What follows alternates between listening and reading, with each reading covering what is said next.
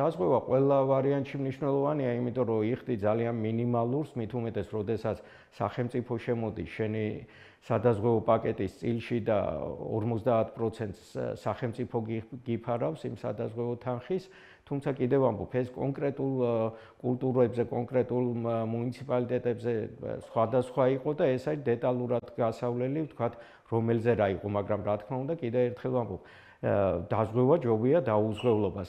მეორე საკითხია ასევე, რამდენად ჰქონდათ აქვთ ინფორმაცია ფერმერებს ამის შესახებ.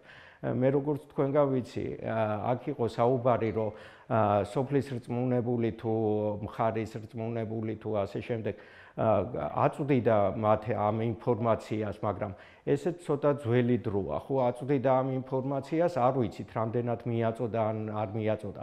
დაოქმებული აქვს, რომ ამის შესახებ ჩაატარა მოსახლეობასთან შეხვედრა, არა აქვს.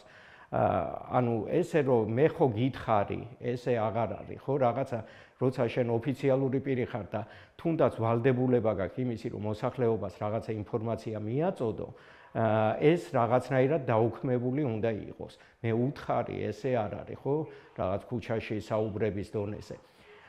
ეს ერთი და მეორეც რო ავიღოთ ექსტენსიის პროგრამები, რომელსაც ახორციელებს სახელმწიფო, ამ მათაც აქვთ ეს ვალდებულება, რომ აი სწორედ ექსტენსიის პროგრამით და ხელმისაწვდომობა გახადონ იმ სადაზღვევო პროგრამებზე ინფორმაციის, რომელიც უნდა ჰქონდეთ ფერმერებს.